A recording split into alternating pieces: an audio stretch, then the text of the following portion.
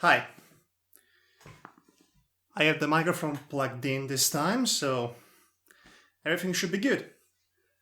The light is in a different position, so you can see my uh, beautiful face in all its bright, enhanced glory. So let's get started. Actually, no, let's not get started just yet. I was planning on reviewing 3 films before the end of the year in this vlog format. I was planning to see and to discuss about The Little Prince, or the adaptation of The Little Prince, the very famous novel by Antoine de Saint-Exupéry, also known as I Can Pronounce Its Name. And unfortunately, the release of that film, which was presented at Cannes, by the way, and oddly enough, directed by the same guy who directed Kung Fu Panda, that's gonna be interesting at least, its release has been pushed back to the 1st of January, at least for my area, so I'll have to wait the new year to watch The Little Prince, which is a shame. I honestly, it was my most anticipated film of the year, and I knew it was going to come out in December, but it's been pushed back at the last moment in January. Mostly because it would otherwise come out in between The Good Dinosaur and Star Wars, which I am yet to see. No spoilers, please. So I guess it was the most clever decision they could make, having it come out in January. So I'm just going to jump to my to the third review that I had planned, which is now the second one, which is Everly, starring Salma Hayek. Incidentally, this is appropriate for me to review in this particular season because technically this counts as a Christmas film. Technically. I mean, Christmas is mostly in the background, mentioned and referenced, but this is definitely not a story that revolves around Christmas or the good feel, warm fuzzy feelings usually associated with the holiday. You know, material consumerism aside. But there is Christmas in the background at the very least. It's referenced in the ironic use of several classic Christmas tunes. And also there is a severed head delivered in a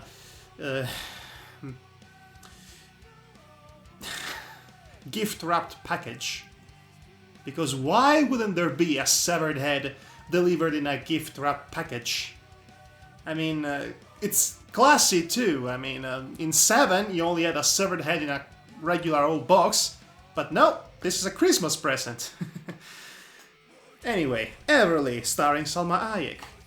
I never had any true appreciation of Salma Hayek as an actress, mostly because I did not follow her career as closely as I'm sure other people's might have. In fact, the only prominent experience I had with Salma Hayek's acting skills so far has been with the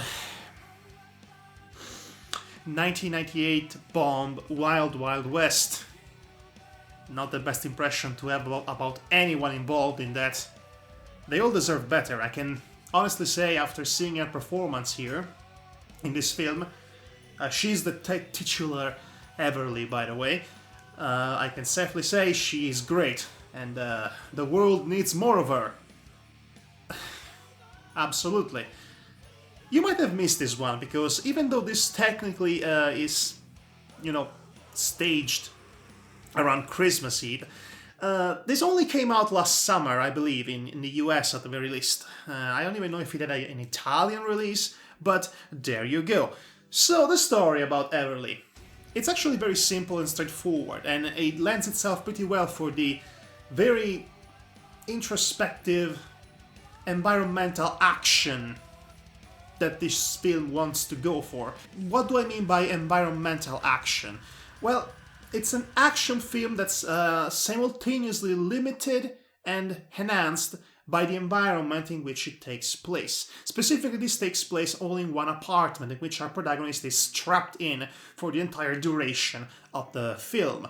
And some of the greatest moments in the film are actually action moments that are all directed in shot in one take, and they're really well done. This is a very well directed, well composed, and well structured film.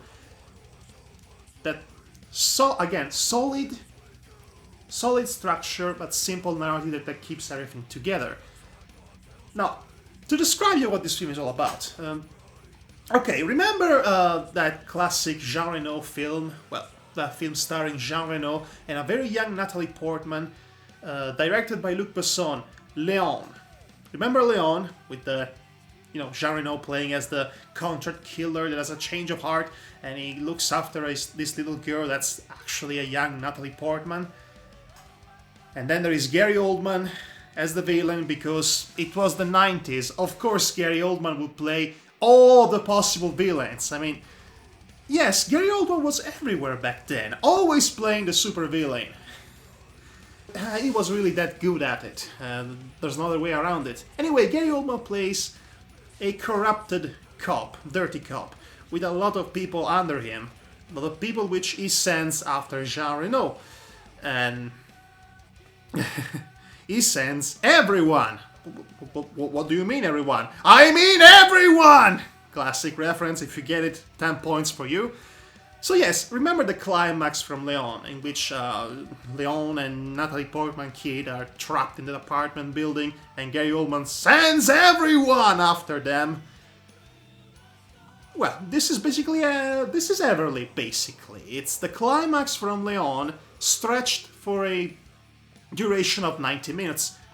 I'm not being fair, but that comparison is mostly to give you a proper context for what you get yourself into should you decide to watch Everly, which I fully recommend. It's fun and well directed, and it has quite the unique, instantly memorable moments, especially that combination of shotgun, pump action shotgun, plus grenade, plus elevator, plus guys inside elevator equals fun. Possibly the funnest moment in the film. Well, one of the top 3 funnest moments in the film. I'm being purposely vague about these scenes. I am not doing a great job describing them, but that's okay, because honestly, again, you should watch it for yourself. In fact, I don't want to spoil the best moments in the film. Let's just say that the story basically is as follows. Everly is essentially a human slave, a prostitute, and the property of this one Yakuza boss. I am assuming he's a Yakuza boss. It's actually never properly expanded upon. All you know is that all you see and all you know is the world in which Everly is currently trapped in. Her preoccupations, her worries, her fears, her bravery, and all of that.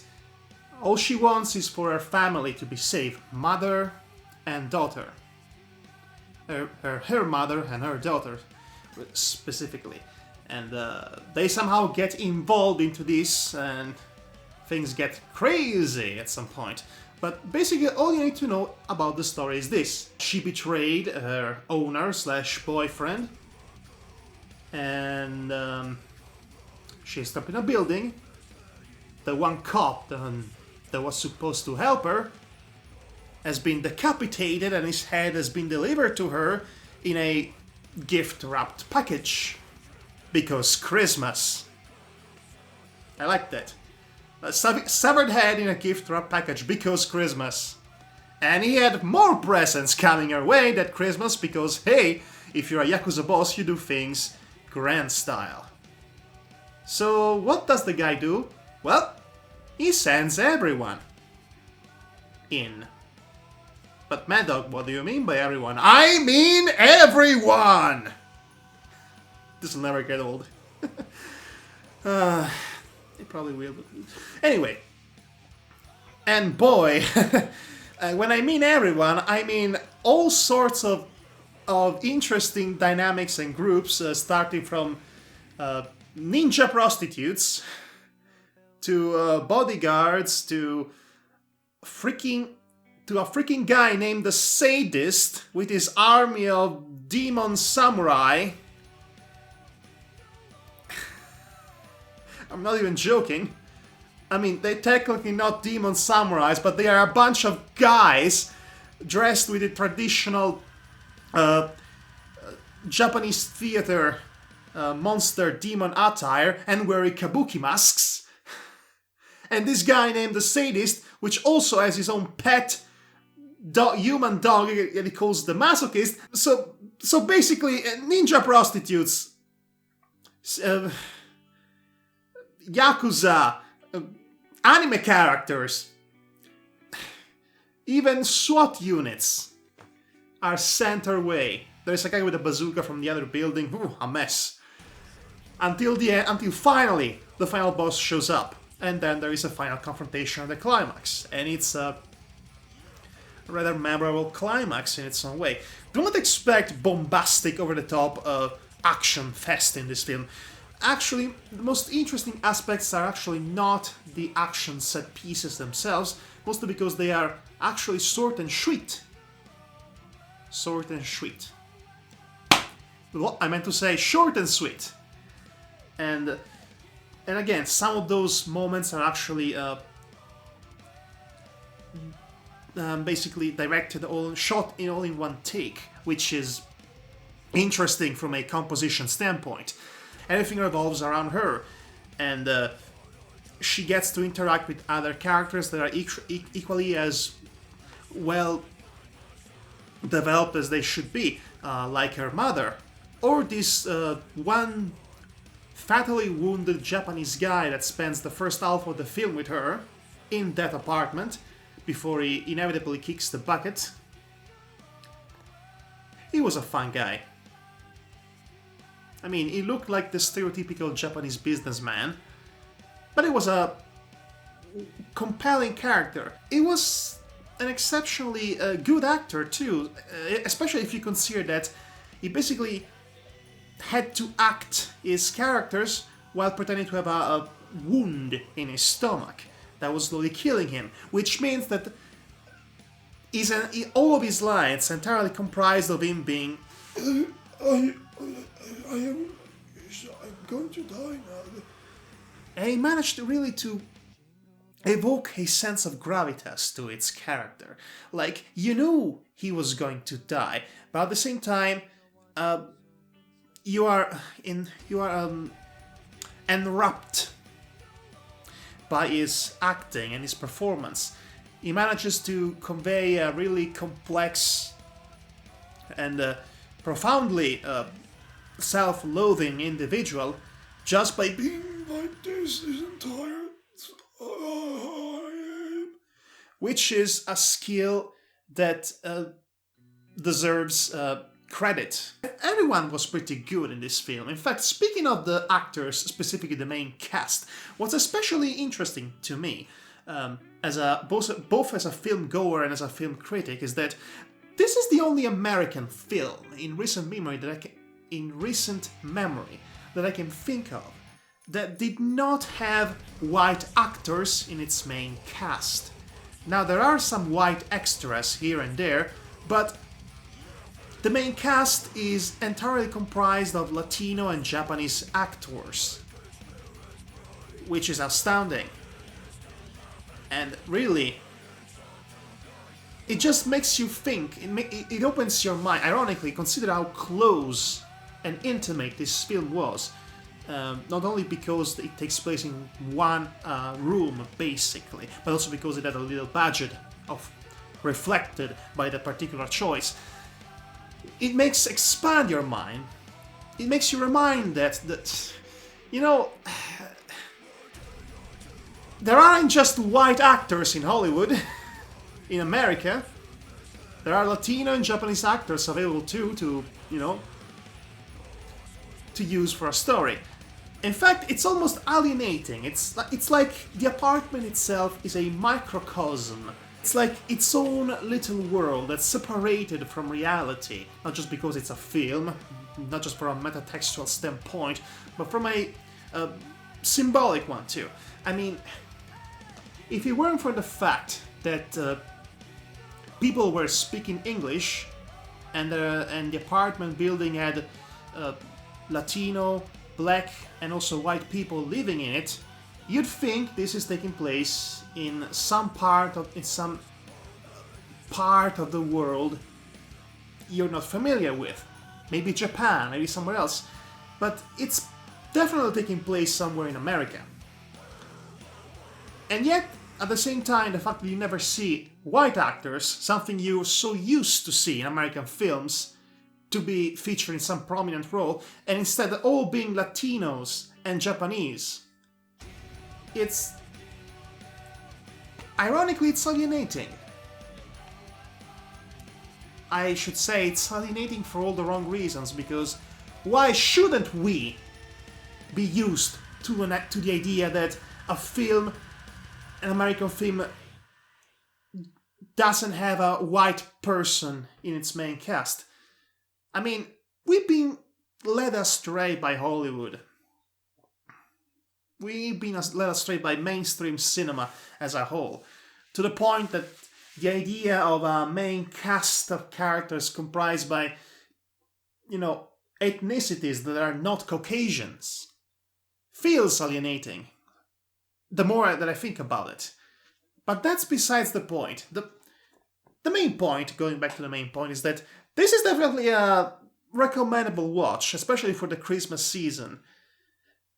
Because even though it takes place during Christmas, it has nothing to do with Christmas. But at the same time, its messages feel more akin to the Christmas. Let me explain to you. All Salma Hayek's character Everly wants, is for her family to be safe, to be out of danger. And she goes out of her way to be sure of that, as much as she can, at least. Because she loves her family, the family that she's been taken away from for the past 4 years, according to the chronology of the film itself. So there is a message about loving your family in this film.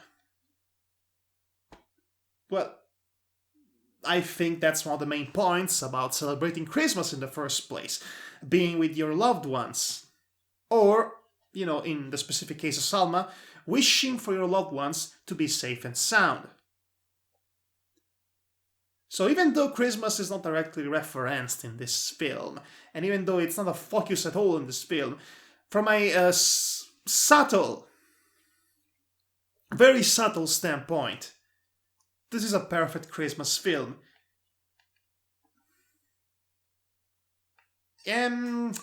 I don't know, I feel like I'm reaching here about the Christmas stuff, but nevertheless, Everly. Definitely a film you should be watching. I definitely recommend it. We need more Salma Hayek in our diet. We need more of actresses that takes risk, and they manage to pull off a character that feels both fragile, both victimized, but strong and ready to fight at the same time, which is very difficult to pull off. But Salma Hayek pulls it off spectacularly. So yeah, this is Everly. And that was my review of Everly. In fact, one more thing.